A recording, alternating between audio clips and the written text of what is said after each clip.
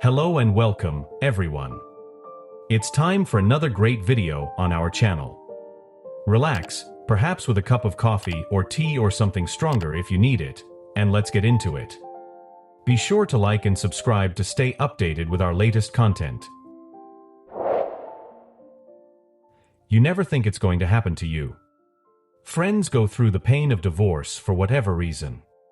But because you trust and love your partner, you never believe that you'll end up being another statistic, another failed marriage.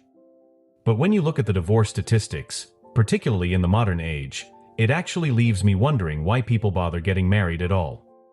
"Till death do us part" certainly rings hollow, its meaning lost over the decades. I should have recognized the signs, I guess, but not due to anything I read online, whether it was stories, articles, or simply being more observant. When you're in love with someone, you generally have a blinkered, rose-tinted view of the world. When you're married, have kids, a home, and built a life together, the idea that you'd grow old together is what gives you peace of mind. But I guess the signs were there, and I'd seen them before I grew up in what they eventually called a broken home. I thought my parents' marriage was strong when I was growing up. They certainly seemed to love and respect each other. My father worked hard for a living, a physically demanding job that took a lot out of him. But he loved his wife and family and sacrificed himself for what I guess you'd call the greater good. My mother returned to work once my youngest sister was at school. Being a kid, we had no real idea what was going on, but looking back, there were signs I'd soon recognize, and that's when I figured it all out. She didn't start having an affair straight away. I was a teenager when it started. My brother was 18 months younger, while my little sister was 3 years younger. He started like how many affairs start. First it was working late. Then it was business trips away. Showers as soon as she got home from an afternoon spent with her lover. Dressing far nicer than she ever did for our father. And, as this was before the time of smartphones, secret phone calls and my mother disappearing at strange times for her liaisons. The only reason my father discovered the affair was that he walked in on them. I learned later that he was finishing work early, hoping to surprise my mother by taking her out for the afternoon, who told him she was taking half a day to get her hair done and do a little shopping. Instead, he arrived home to find her car in the driveway and a car he admitted to recognizing beside it.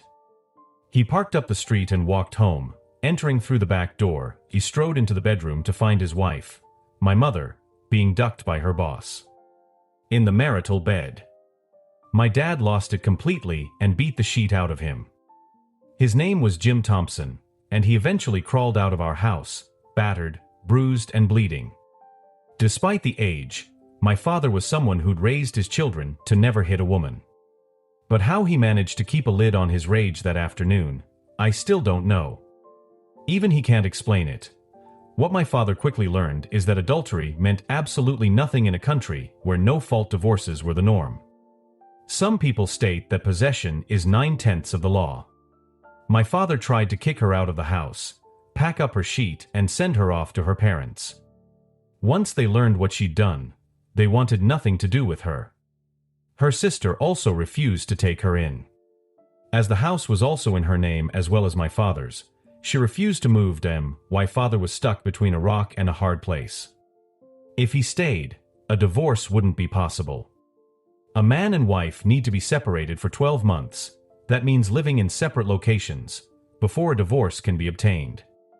More than once, my father tried to have my mother removed due to her adultery, but it wasn't a crime and she was within her rights to remain in the house.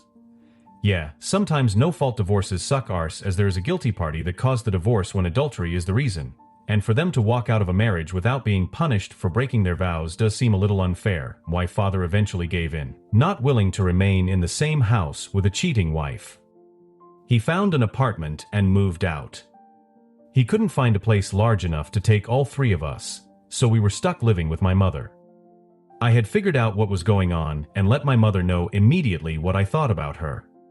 She tried to explain her reasons, but I told her that as soon as I could, I'd go live with my father.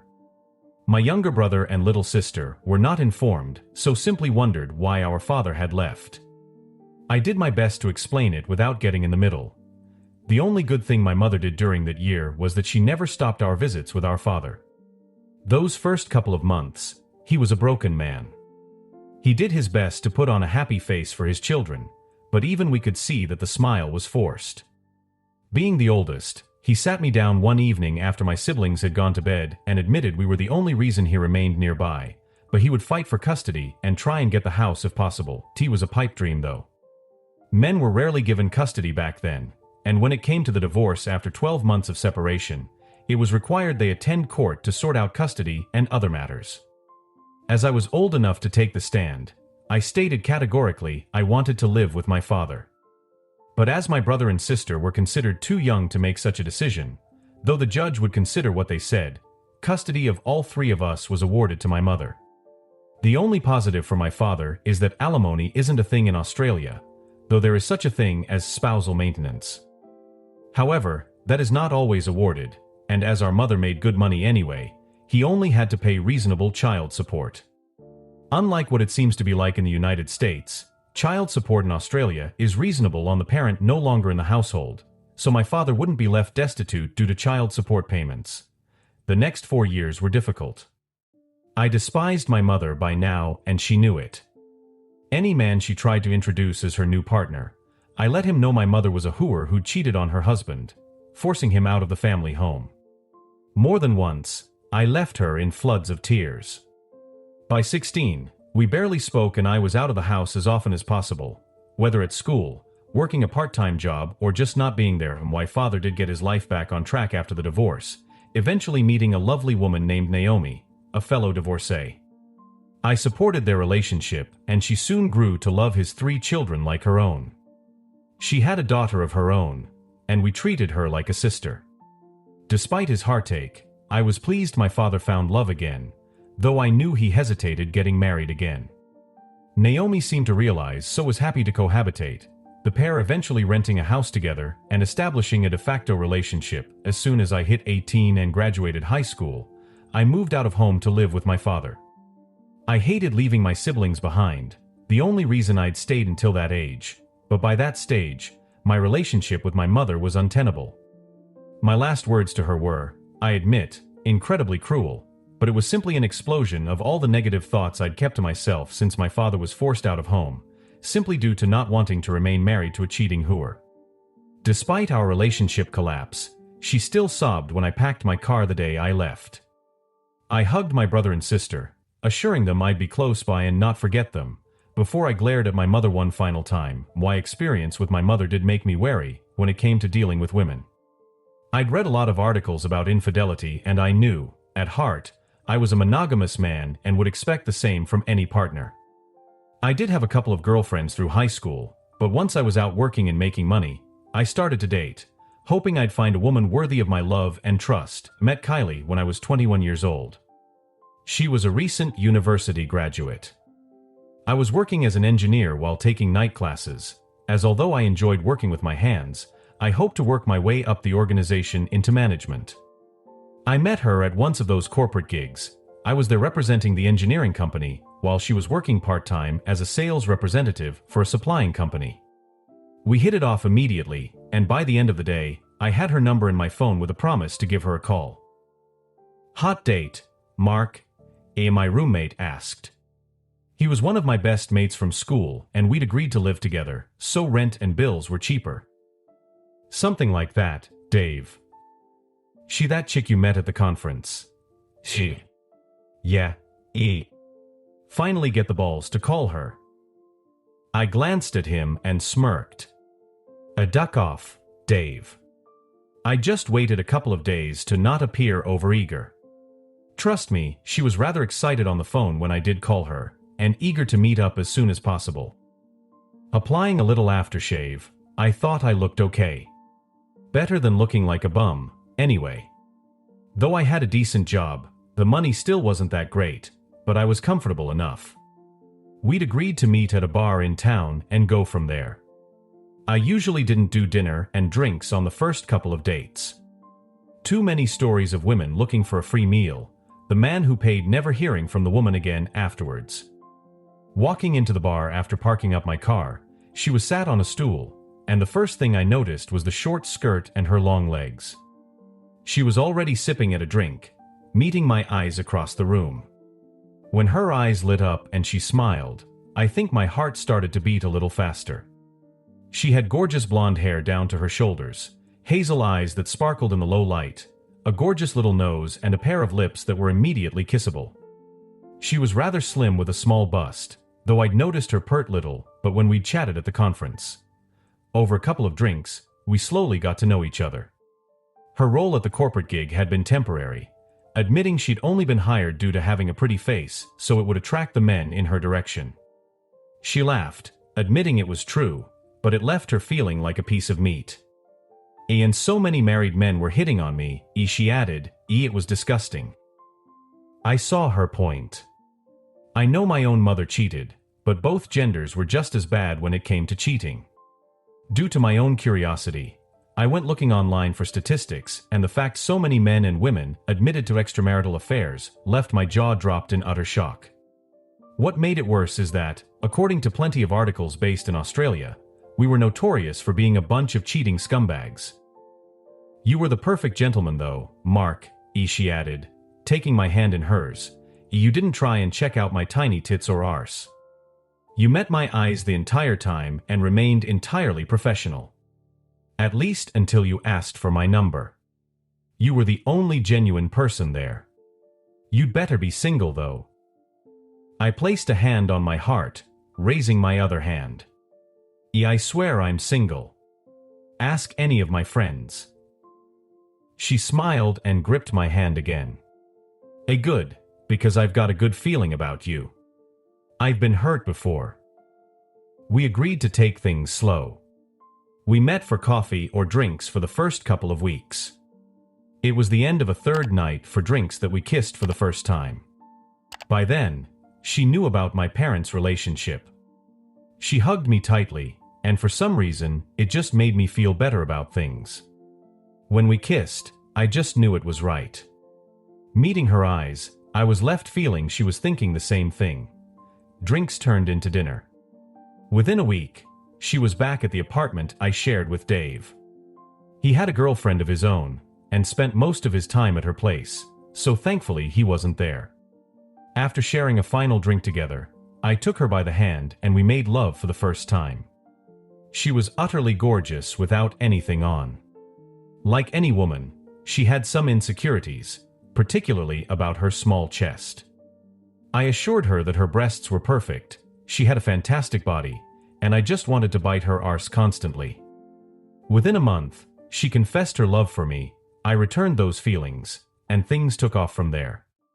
As soon as she found a permanent job, we discussed serious matters such as living together, buying a house, marriage, and then kids. By this stage, though what happened to my father lingered in my mind, Kylie had well and truly won my heart, and that was all that mattered. She was a delight to be around, and she admitted to wanting to be a wife and mother above anything. Before getting married, we agreed to buy a house together. Thankfully, this was before the housing boom that swept across Australia, particularly in Sydney. However, due to her lack of employment and a poor credit history, which she had told me about, she couldn't co-sign a mortgage. I couldn't afford one on my own, or no bank would offer me one by myself, so my father offered to co-sign so his wage would complement my own. Had no idea how much that would save my arse in the future, but for the moment, Kylie was ever so thankful to him, and she nearly wept when he told her that she was simply another daughter. Her parents absolutely loved me at the same time, so when I popped the question only 3 months after moving into our new home, everyone was delighted when we announced our engagement and the date of our wedding. Marrying Kylie was the best day of my life up to that point. I was marrying the woman I considered my soulmate, and she often told me that I was hers in return.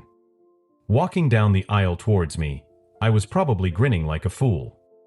She started to giggle when I took her hand as we were both overjoyed to finally commit ourselves to each other.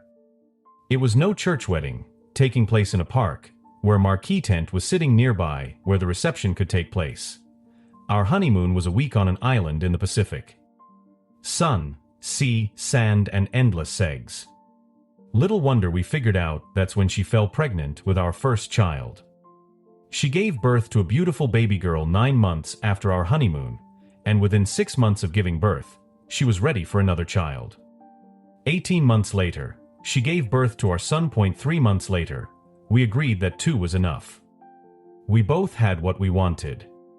To my surprise, she didn't want me to get the snip, just in case we changed our minds, and getting her tubes tied was out too. She simply agreed to go back on birth control, as it had never bothered her before, and life carried on as normal. She was a housewife and mother until both children were at school. Once our son was at school, she resumed employment, though kept her hours to school times until both our children were in secondary school. Only then did she return to complete full-time employment. By the time we both hit 45, I was now a regional manager for a national engineering chain. I did travel every so often, but rarely more than one night away from home. Kylie was established in her career in real estate, managing her own office, though would occasionally report to head office in the CBD. Our daughter, Charlotte, had moved out of home to live with her boyfriend. He was a lovely young man who was already devoted to her. I assumed wedding bells loomed on the horizon. Our son, Stephen, was still at university, living in a share house close to campus. I was aware of his different sexual interests, but Kylie and I supported him no matter his choices in life. We'd been married over 20 years by now. I thought we were still as in love with each other as the day we'd exchanged vows. My eyes had never been turned.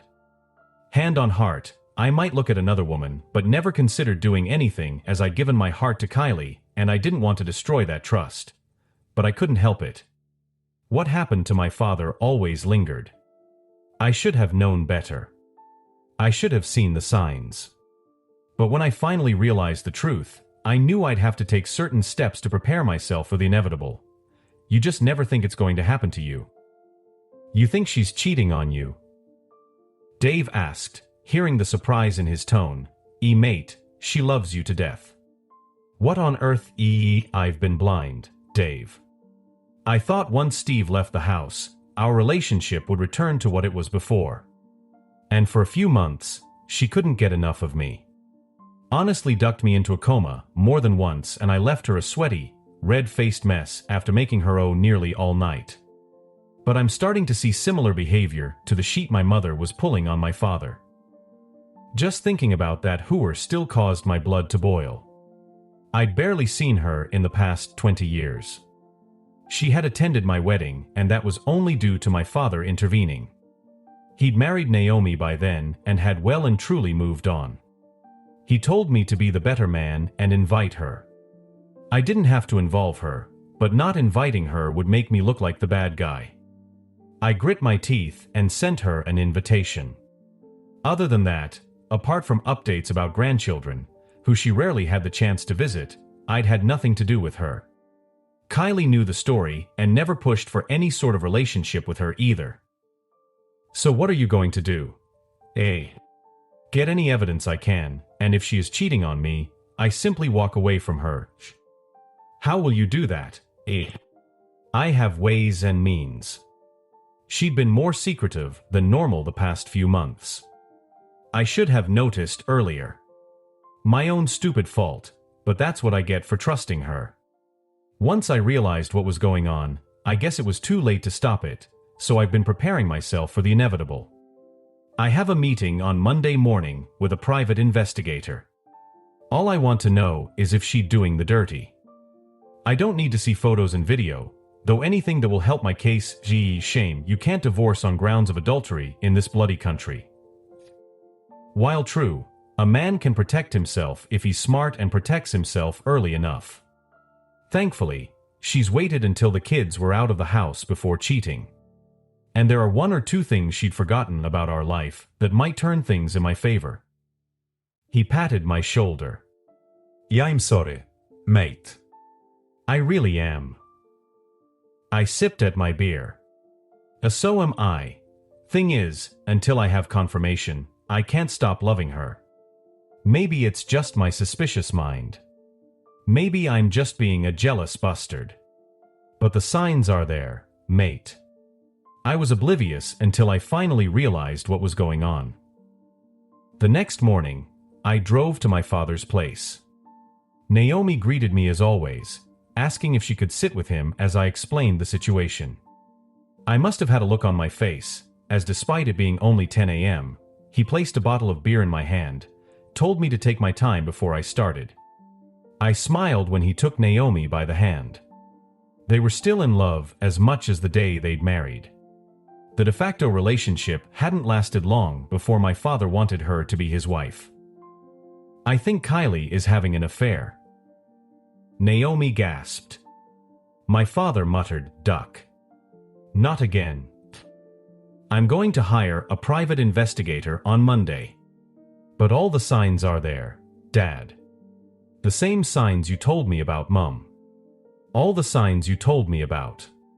If she is cheating, then she'd certainly read the playbook on how to get away with it. But once I pulled my head out of my arse, what do you want me to do?" I grinned. Naomi giggled, as I'm fairly sure it wasn't a nice smile. "Dad, I'm going to give my house to you. Remember how you co-signed that mortgage agreement years ago? Kylie has never placed her name on the deed. According to law, you and I own the property while, once I'm gone, she'd be considered no more than a tenant. I'm selling you the house as a gift by simply removing my name from the deed. According to state and federal law, I can do that for free." "And what do we do then?" "I sign a month-to-month rental agreement with you. As soon as I pull the plug on our marriage, if it comes to that, you can sort things out with Kylie. Though she will have some form of tenant rights, due to living in the property for an extended period, we'll read up so you can legally evict her, with a court order if required. Unfortunately, due to the plan I have in my head, I won't be around for it. You've given this some thought, Mark?" Naomi wondered. "Kylie and I discussed monogamy and fidelity before we married. She knows about my mother. I warned her that if she ever cheated on me, I won't forgive her. I don't care if it's 1 time or 100. You sleep with someone else, you break the vows we took and therefore break the marriage contract. At least the no-fault bollocks means I can leave rather easily. And I won't have to pay her a cent. No child support as they're out of the house. And no spousal maintenance as she earns as much money as I do. Thank God we don't have those ducked-up alimony laws like some places in the States. Duck giving some cheating which part of my wage just because she can't keep her legs closed." I took a sip of my beer and glanced at Naomi. Sorry, I'm a little pissed off about this. I just hope I'm wrong." Returning home, Kylie was in the living room, curled up on the couch, watching a movie. She smiled at me as always, her eyes lighting up at my appearance. Where have you been?" she wondered. "See my dad. Just needed some advice about something." "Oh, what, A work thing. Might be a new opportunity on the horizon." The problem I felt is that I only had suspicions, no concrete evidence that she was doing me dirty. And if she was having an affair, it was someone she didn't see every day. I knew the day that girls' nights happened out of nowhere would be one of the straws to break the camel's back, but so far, there was nothing like that. There was the occasional late night working, but I had those too. If she was suspicious, she'd think I was cheating on her on those rare nights I worked late. Heading to bed that night, she snuggled into me as always, whispering how much she loved me. It hurt my heart to think that she was lying to me. Maybe she loved me but needed something or someone new. If that was the case, we'd divorce and she can have that new fellow. I'd read some fictional stories about wives who, for whatever reason, turned into massive slots, ducking multiple guys, participating in glang-blangs. The idea my beautiful wife would participate in such things nearly made me gag. Until I had evidence, I had to trust her. It was the old saying of trust but verify. So when I whispered back that I loved her, I still meant it at heart. But the idea she was breaking our vows was almost too much to bear at times. The next day was Monday. I was out the door for work first. Every morning, we'd have breakfast together, then I'd brush my teeth, and I'd always receive a kiss on the lips. A proper kiss too, not those pecks married couples seem to do after years of marriage. That morning, it was the same, her eyes sparkling as she told me she loved me and wished me a good day. Almost felt guilty, knowing I'd be meeting a private investigator at lunchtime, ready to put my wife under surveillance because I believed she was now cheating on me after 20 years of what I thought was a happy marriage. I was a little surprised that I was met by a woman. I was expecting an ex-cop with a grudge against women, dressed in a trench coat and fedora. Guess I watched too many old movies. She noted my surprise and smiled, explaining the process, what was on offer, and how much it would cost. Will she notice money being moved? No, we've kept separate accounts, but have a shared account where we pay for bills and other household things. What makes you think she's having an affair? I explained what I saw when my mother was doing the same thing, then what my father discovered, what my mother then admitted, before explaining the current situation. How is your sex life? She finally asked. Once my son left home, we were at it like rabbits. But around 6 months ago, it slowed down again. I thought it was just we got everything out of our system. Truth be told, I'd be intimate with my wife every damned night if I could. Just because I'm 45 doesn't mean I'm no longer interested in sex. Have you noted changes in her behavior? Yes. They're subtle, but they are there. Know the term red flags? She nodded and I grinned. Not quite enough for communist parade, but there are enough red flags that I'm allowed to be concerned and suspicious. She explained what they could offer. It includes phone tapping, video surveillance, personal tracking, and all manner of activities, some she admitted that might not stand up to scrutiny, which meant they would be considered somewhat illegal. I had to explain that it wasn't a constant affair, unless my head was completely buried in the sand. I had no idea if she met someone at lunchtime, or if working late was when she did it, or just those occasional dalliances where she just wanted some different segs. I had to admit that I simply didn't know and I just wanted the truth. I was given a little time to think about it, letting them know I'd call by Friday to start the surveillance for the start of the next week. It was difficult refusing segs with my wife. I still didn't know the truth, but the idea I was now sharing her with one or more men was a complete turn-off. I could have feigned illness, but I went with the truth. I simply wasn't interested. I know it upset her when I rebuffed her advances. She finally asked if I was stressed with work. I was stressed about something, so grunting my agreement seemed to satisfy her curiosity. She snuggled into me as always, whispering that she loved me, called the Wednesday, asking them to start immediately. I needed to know as it was starting to drive me mad. I was left wondering if it was all in my head. No wonder so many spouses on the receiving end of being cheated on were left mentally scarred by it in the end. Though I paid for their services and they did discover incriminating evidence, it took only a month of rebuffing my wife for her to finally show her true colors.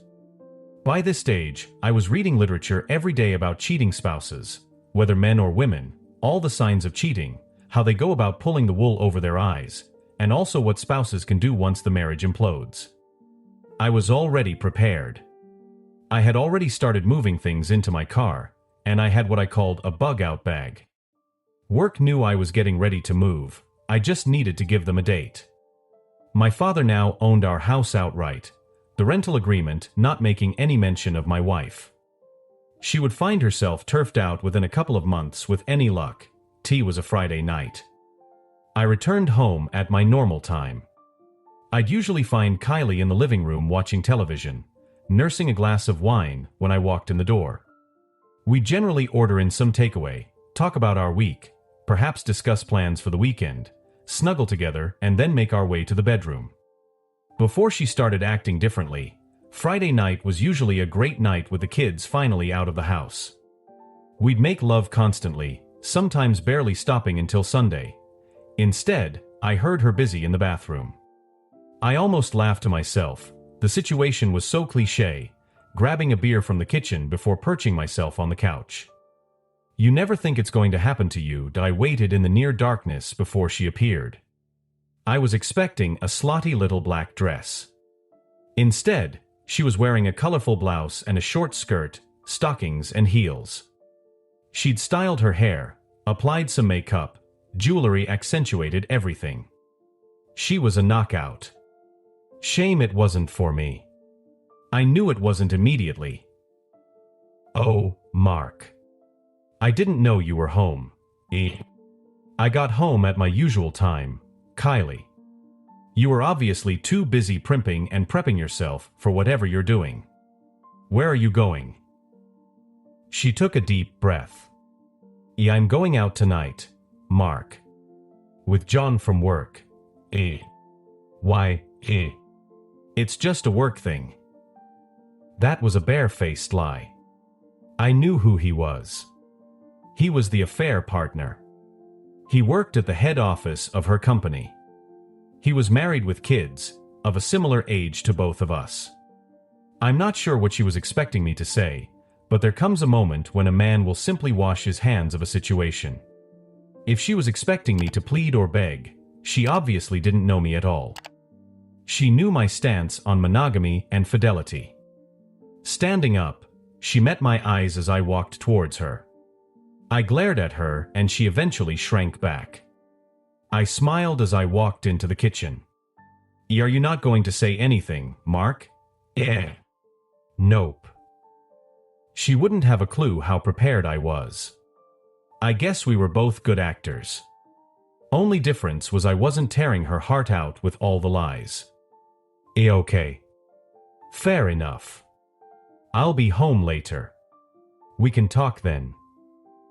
I didn't say anything, but I did follow her to the door. She stopped and looked back at me, looking as unsure as I'd ever seen her. Whether it was guilt or not, I didn't know and no longer cared.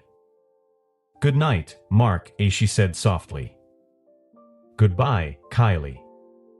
She should have realized what I was saying, but I guess she thought I was just going to be another man I'd read about who'd put up with such bullshit.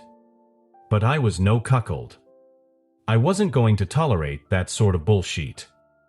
I had no interest in an open marriage, sharing my wife, and God help those men who enjoy watching their wives being ducked by others.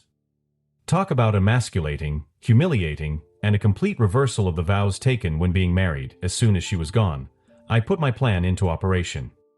I grabbed my bug-out bag and packed another suitcase, placing those in my car. I got online and thanked the heavens that everything could be done through a phone app or online nowadays. We had very little debt, only a credit card each, which I immediately paid off and canceled. I paid any bills that were coming up, then moved most of our savings from our joint account to my own account. I left her enough she could pay a month or two of rent and the bills. After that, she was on her own. Possession is 9/10 of the law. She didn't own the house and I would be long gone by the time she realized our savings had disappeared too. Walking around the house one final time, I couldn't help sigh. So many good memories now tainted. Grabbing another beer, I had 3 calls to make. The first would be easy. The last 2 would be difficult. Dad, it's confirmed. She's cheating on me. She had the gall to admit she was going out with another man tonight. The plan goes into effect from this moment. Where are you going? Adelaide. I've got a new gig there for 12 months. Once the divorce is final, I might return to Sydney, but it's a case of wait and see. Okay, son. I'll make sure she doesn't learn where you are. New number. Shh. I'll sort that out once I get there. I'll send you my new address once I've found a place to live. Drive safely and don't do anything stupid. Dad, all I'm doing is walking out on a cheating spouse. Unfortunately, like father, like son rings a little hollow this time. You did nothing wrong, Mark. Just find peace in what you're doing and you'll soon move on. Just know that Naomi and I love you. Do your kids know? I'm calling them next. Good luck, son. I'll talk to you soon. Calling my children was the most difficult 2 calls I made in my life. I called my daughter first. She would always be Daddy's little girl. When I explained the situation, she cried on the other end of the phone. That's what hardened my heart, hearing my little girl sob because her daddy had been left heartbroken. I assured her I would always love her, but for the time being, I was going away. I would email her all my new details once I was settled, but for the time being, I wasn't going to tell anyone. As for my son, he showed the stoic attitude I'd expect from any young man. He called his mother a slut, and the only question he had of me was what I was going to do with it. I'll figure out where he lives and send it to his wife. I admitted, she deserves to know the truth. Other than that, I have no desire for revenge, Steve. This isn't fiction, it's real life. I'm heartbroken now, but all I'll do is wait it out until the divorce and then somehow rebuild my life. I'm only 45, 46 when the divorce is granted. What about counseling? Can she demand it? Marriage isn't like that here, nor are divorce laws, Steve. You've been reading too many stories based on laws in the States. As long as we're separated for 12 months, I can apply for divorce. As you're both over 18, I won't even be required to attend court, though I will, just to ensure it goes through. She can't request counseling as we've been married 20 years. Well, I'd be careful, Dad. You know what courts can be like. If she pleads her case enough, then I'll just take my evidence to the counselor, place the photos in front of them, and ask if they'd remain married to a woman who cheated on them. Okay, Dad. Well, look after yourself and keep in touch when you get to wherever you're going. I'll keep you up to date as I reckon Mum will come to me. She knows Lottie will protect you. Thanks, Steve. I'll talk to you soon. And that was it. I wrote a short letter to Kylie, explaining that I was leaving and that she would soon hear from my father. I didn't tell her why. I'd leave that as a little surprise. Other than that, I explained that I had already called our children and told them the truth, as did my father. She was welcome to tell her parents that I'd left, but if I started receiving abuse or pleas to reconcile, I'd send them the evidence. My final act was to remove my wedding ring and place it on the coffee table with a note and all the evidence I'd received. They were copies as the originals would remain in my possession, in the event I'd need to use them for any reason. Getting into my car, I didn't know whether to laugh or cry, but I did find that all the stress I'd been under disappear as I pulled away from the house. I'd booked a hotel on the western edges of the city in preparation for my drive to Adelaide. I had 2 weeks to get there and organize my life, so I wasn't in any rush, thinking I'd stop at the occasional country town, where there was little more than a pub, a post office and a police station, usually all in the same building. I arrived in Adelaide a week later. Heading to the office I'd be working out of, I was greeted by a couple of people I'd recognized from previous corporate conferences. I already knew my role, so knowing I was a stranger to their city, they took me out and showed me around, suggesting areas I should consider living. Ended up living in a hotel for a month while I organized a place to live.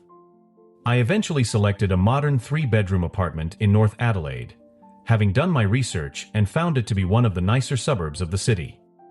I wasn't interested in buying, as the average price was expensive, though not as bad as Sydney.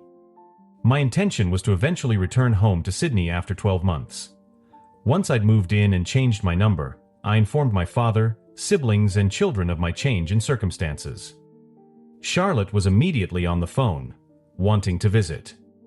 I'd missed her terribly, organizing a flight for her within the month.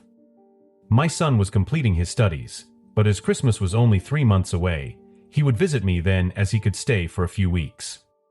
As for my father, he let me know what was going on with Kylie. You're aware she didn't arrive home until the next morning. Yes, I didn't pull off the private investigators until the next day, as I was wondering what she did that night. She went out for dinner with him, and it was all rather romantic.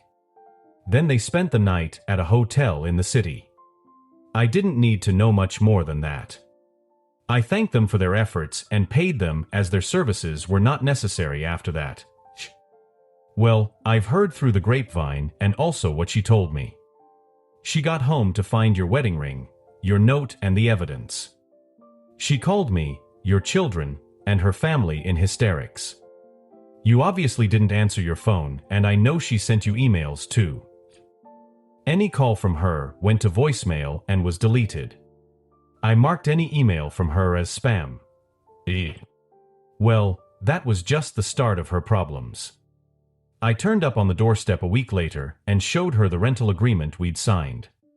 Then I showed her the paperwork about you gifting me the house. Her face paled as she realized it was all entirely legal.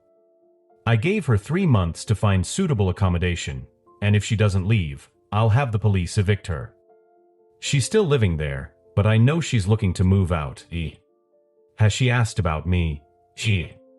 Of course. She's asked family, your children, friends, even your place of work. The guilt is eating at her because she's thrown away 20 years together.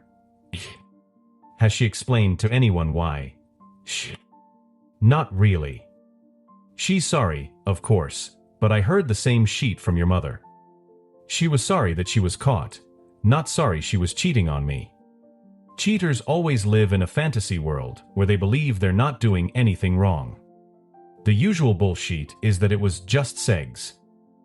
I do hate to leave you hanging, lovely viewers, but worry not, since I will be back before you know it to give you the next part of our tale. In the meantime, be sure to like the video and subscribe so you don't miss the next part of our story. Be safe, and I'll see you in the next video.